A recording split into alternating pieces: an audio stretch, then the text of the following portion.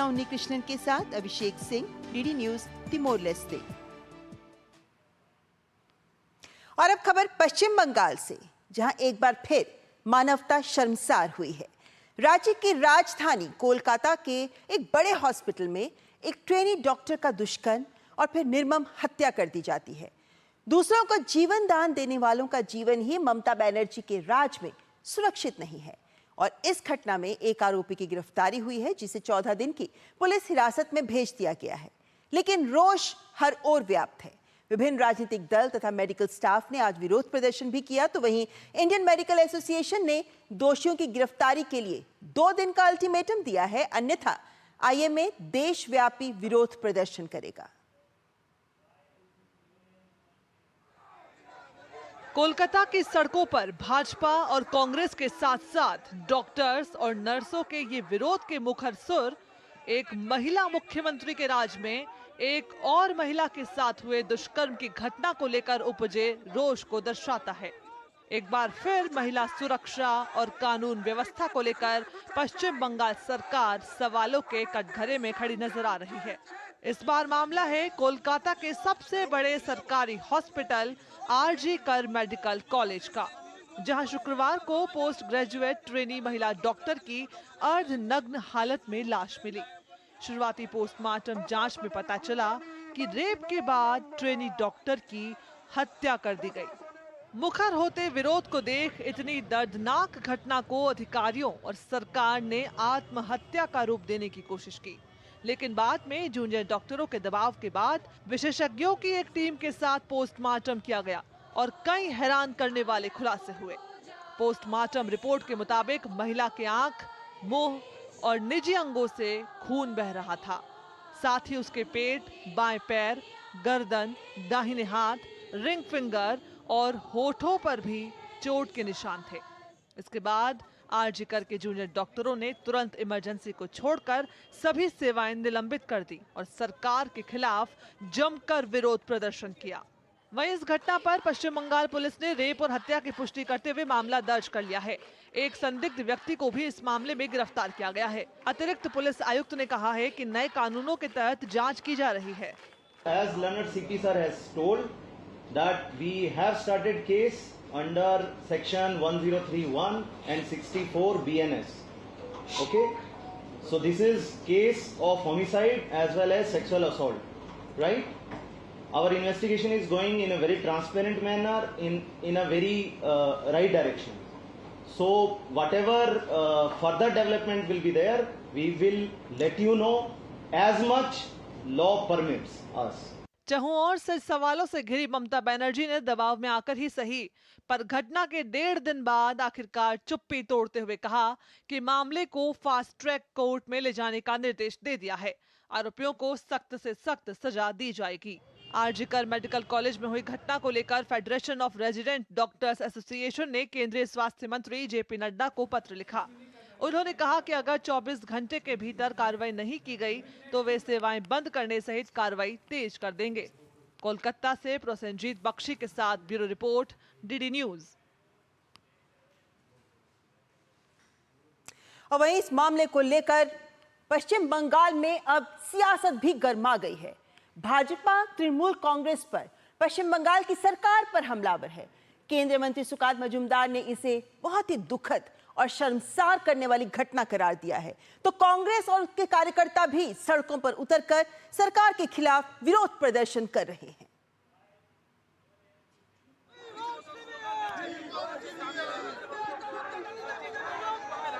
केंद्रीय मंत्री सुकांत मजूमदार ने मृत डॉक्टर के घर जाकर परिजनों से मुलाकात की। केंद्रीय मंत्री ने कहा कि घटना बेहद दुखद और शर्मसार करने वाली है।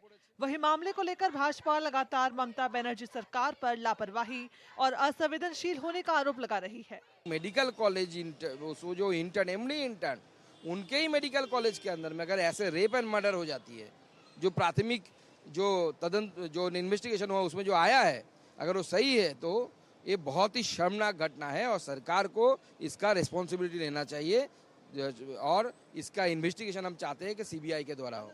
भाजपा आईटी सेल के प्रमुख और पश्चिम बंगाल भाजपा के सह प्रभारी अमित मालवीय ने ममता बनर्जी की चुप्पी पर सवाल उठाते हुए प्लेटफॉर्म एक्स पर लिखा, कोलकाता के आरजीकर अस्पताल में एक युवा महिला डॉक्टर के बलात्कार और हत्या की जांच करने वाली जांच समिति की रिपोर्ट में अकल्पनीय क्रूरता का विवरण दिया गया है। अगर कोलकाता के अस्पतालों में महिलाएं सुरक्षित नहीं हैं, तो फिर संदेश खाली जैसी जगहों पर क्या उम्मीद की जा सकती है? आरजीकर मेडिकल कॉलेज के रेजिडेंट डॉक्टरों और छात्रों को सही काम करने के लिए कोलकाता पुलिस या राज्य एजेंसियों पर कोई भरोसा नहीं है। इससे अच्छा होगा कि ममता बनर्जी मामले की जांच सीबीआई को सौंप दे और मेडिकल जांच एम्स कल्याणी या कोलकाता के कमांड हॉस्पिटल को सौंप दे। वहीं भाजपा नेता शुभेंदु अधिकारी ने लिखा, सीबीआई को जांच सौंपने के बजाय राज्य सरकार ने घटना की जांच के लिए 11 सदस्यीय जांच समिति का गठन किया है। अजीब बात है, समिति के कुछ सदस्य इंटर्न ही हैं। राज्य सरकार या तो मामले को रफा दफा करने की कोशिश कर रही है ताकि उनकी लापरवाही उजागर न हो, या फिर वे इस मामले को लेकर बिल्कुल भी गंभीर नहीं है। कांग्रेस के कार्यकर्ताओं ने भी इस मामले को लेकर विरोध प्रदर्शन किया और ममता सरकार के राज में महिला सुरक्षा को लेकर सवाल उठाए। We have come here with a deputation. We want to meet the super. We want to see how the negligence of the administrative forces had created such an unsafe working environment for a female doctor. We need answers. We need accountability. गौरतलब है कि ममता बनर्जी मुख्यमंत्री होने के साथ साथ बंगाल की स्वास्थ्य मंत्री भी हैं। इस दुर्भाग्यपूर्ण घटना के बाद ममता के राज में राज्य के अस्पतालों की बदहाल स्थिति और विशेषकर महिला डॉक्टरों के लिए आधारभूत सुविधाओं और सुरक्षा की कमी का मुद्दा भी विमर्श के केंद्र में है। लेकिन जिस तरह राज्य सरकार ने इस मामले को दबाने और शुरू में ही इसे आत्महत्या का मामला बनाने का असफल प्रयास किया, उससे सरकार की मंशा पर सवाल गहरा गए हैं। कोलकाता से प्रोसेनजीत बख्शी के साथ ब्यूरो रिपोर्ट, डीडी न्यूज। तो जाहिर है कि जिस तरह की घटना सामने आई है, ये अपने आप में अकेली घटना नहीं है। महिलाओं के साथ दुष्कर्म और हत्या का जो इतिहास है, जो घटनाएं हैं, वो लगातार पश्चिम बंगाल में अखबारों की सुर्खियां बनती रहती हैं। लेकिन एक महिला डॉक्टर के साथ इस तरह का व्यवहार, इस तरह की घटना का होना कुछ और बड़े सवाल भी उठाती है। लेकिन आपके सामने आंकड़ों के लिहाज से ये तस्वीर प्रस्तुत करना चाहेंगे, क्योंकि बहुत वक्त नहीं बीता है, लगभग 2 महीने पहले ही ममता बनर्जी का ये बयान था जिसमें वो कह रही थी कि पश्चिम बंगाल पूरे देश में महिलाओं के लिए सबसे सुरक्षित स्थान है। लेकिन आंकड़े, वो भी एनसीआरबी के आंकड़े, इस बात की तस्दीक कतई नहीं करते। वैसे अगर 2022 की बात करें तो 2022 में एनसीआरबी के आंकड़े दिखाते हैं कि अगर देश में सभी राज्यों केंद्र शासित प्रदेशों के ऊपर नजर डालते हैं तो पश्चिम बंगाल टॉप 5 में शामिल है। एग्जैक्ट कहूं तो 4थे स्थान पर। ये एनसीआरबी के आंकड़ों के आधार पर ही आपके सामने रखते हैं। लेकिन अगर आप साल दर साल आंकड़ों पर भी नजर डालते हैं, ममता बनर्जी स्वयं एक महिला है। उम्मीद की जानी चाहिए कि कुछ साल पहले अगर इस तरह के मामलों में बढ़ोतरी हुई तो फिर वक्त के साथ उन्हें कम होना चाहिए।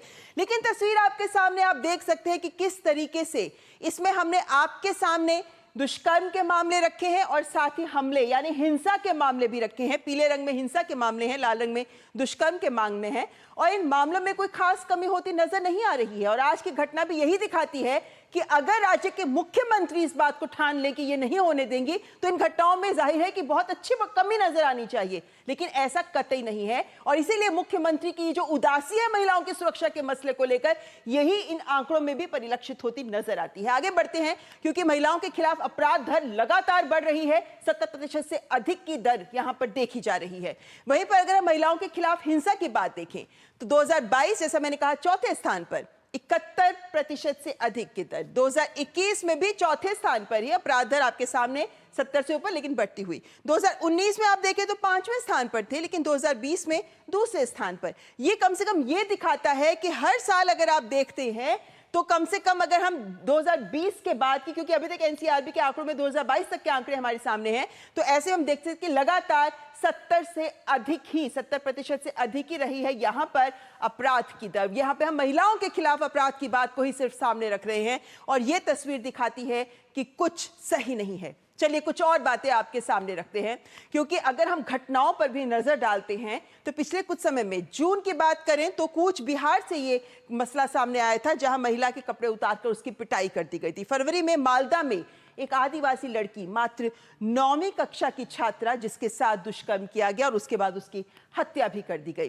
कुछ और आंकड़े आपके सामने रखते हैं। 2023 की बात, जलपाईगुड़ी में 11 साल की बच्ची के साथ दुष्कर्म, हत्या भी कर दी गई। अगस्त की बात है, सिलीगुड़ी में 17 वर्षीय लड़की के दुष्कर्म का प्रयास किया गया और उसके बाद उसकी हत्या कर दी गई। कुछ आंकड़े जो आपके सामने हम लगातार रख रहे हैं। अप्रैल की बात करें, दिनाजपुर में दलित लड़की का सामूहिक दुष्कर्म किया गया, उसकी हत्या। जनवरी में जलपाईगुड़ी में ही 10वीं कक्षा की छात्रा का सामूहिक दुष्कर्म 5 युवकों के द्वारा उसकी भी हत्या कर दी गई। छोटी छोटी बच्चियों के साथ इस तरीके की घटनाओं के ये आंकड़े दिल दहला देते हैं। अप्रैल 2022 पश्चिम बंगाल के नादिया में कथित तौर पर सामूहिक दुष्कर्म किया गया और ज्यादातर दुष्कर्म के मामलों में हत्या भी कर दी जाती है। ये जो छोटी छोटी बच्चियों की भी हत्या की जा रही है, राजनीतिक हिंसा अलग चीज है, उसमें ही बहुत सी महिलाओं के साथ हिंसा की जाती है, लेकिन जब दुष्कर्म की बात आती है तो ये आंकड़े वाकई गंभीर तस्वीर सामने रखते हैं। और इसीलिए इसी से जुड़ा है हमारा आज का विशेष भी। हम लगातार इसी की बात कर रहे हैं कि किस तरीके से पश्चिम बंगाल में महिला सुरक्षा के मसले पर ममता बनर्जी की सरकार फेल होती नजर आ रही है।